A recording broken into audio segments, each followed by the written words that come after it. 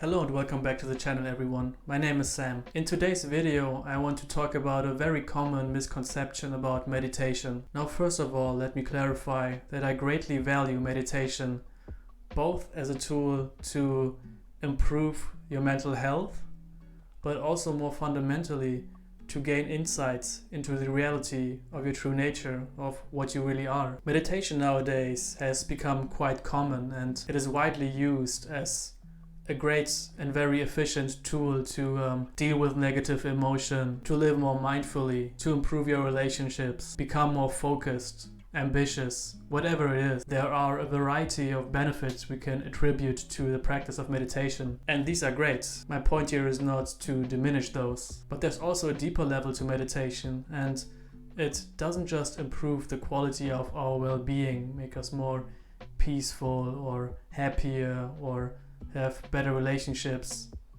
While all those things are great, meditation has the power to really investigate the nature of our minds. It can reveal what our awareness actually truly is. We can investigate the nature of our sense perceptions. We see that they are impermanent, and furthermore we see that they are free of a separate self. And all the benefits of meditation I described earlier are actually just supposed to be side effects of this deeper investigation. While there are many different strands of meditations in different spiritual traditions, it would still be right to say that a major goal wasn't just to improve your psychological well-being, but to actually see the nature of your experience, the characteristics of it. Interestingly, of course, these two paths are not divorced from each other. The fascinating thing is that, generally speaking, seeing the nature of our experience, seeing that it is impermanent and free of self, actually opens us up to greater and greater states of well-being. But therein also lies a danger. We quickly notice that there is a correlation between seeing the reality of our experience and the well-being we experience. And the natural tendency of the mind in this situation is to cling to these experiences, to cling to this well-being. We think that in order to maintain this well-being I experienced as a result of meditation, I also have to maintain a specific state. We assume that a specific state of mind is needed, and therefore we make the mistake of going through our lives and thinking we always have to be mindful now. We always have to remember our true nature. There's a danger of a new obsession building. The trap here is to think that in order to be at peace, we now always have to keep this deepest nature of our mind in the foreground. We think we have to be mindful of it. We think we always have to maintain an insight into the nature of our minds. And this, I think, is a very common misconception, and one that can actually increase your suffering rather than decrease it.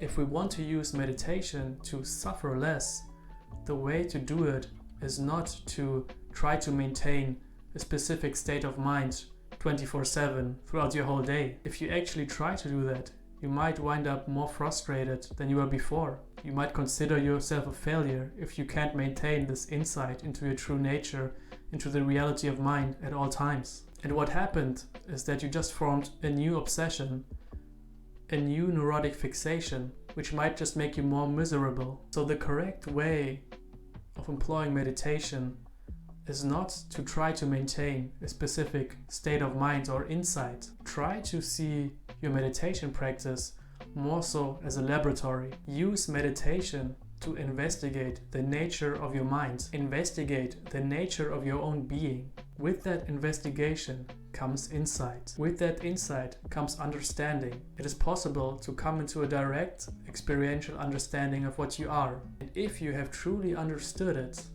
not just from an intellectual perspective, but from your own first-hand experience, you should realize that there is nothing to maintain.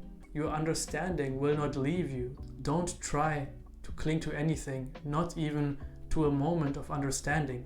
To use an analogy here, once you understood that Santa Claus is not real, you don't have to remind yourself all throughout the day that he is not real. If you have truly understood it, this knowledge will be there.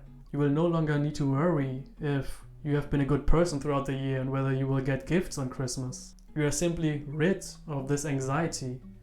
You got rid of the suffering through your correct understanding of the situation. And the same applies to the understanding that we gain through meditation. This is why true understanding is so much more valuable than thousands of hours of meditation. True understanding will not leave you.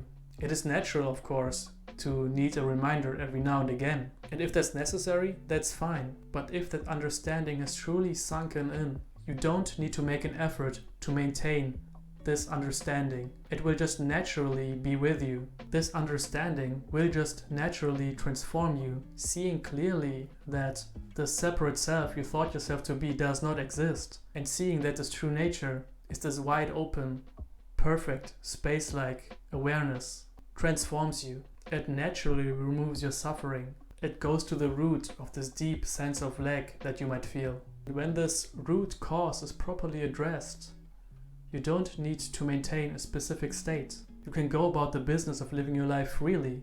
You can simply trust the fact that this understanding of your true nature changed you, will accompany you, will do its work on its own time.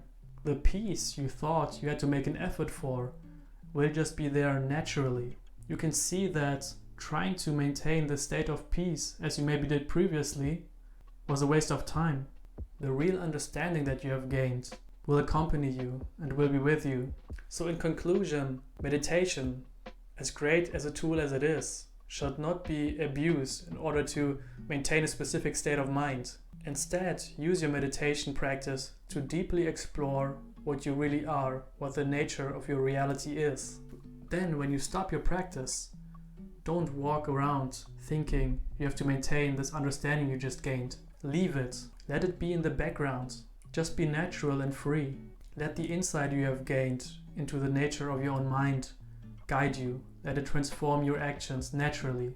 If you think that you have fallen back into a state of ignorance, just use your next meditation practice as a chance to come back to this real understanding, to this insight into your true nature. And then, having done that, drop it again. Let it go completely. The beauty of a real insight into the nature of your own mind is that you realize that you can't really lose it. You understand that it might go into the background, but it's always there. It is something fundamental. It's not something you make happen, but it's there to be recognized. I hope you found this exploration of my take on meditation useful and interesting. Let me know what you think about it. Have you made similar experiences? Have you maybe in the past tried to hold on to a state of mind and suffered as a result? Let me know in the comments and I will see you here next time.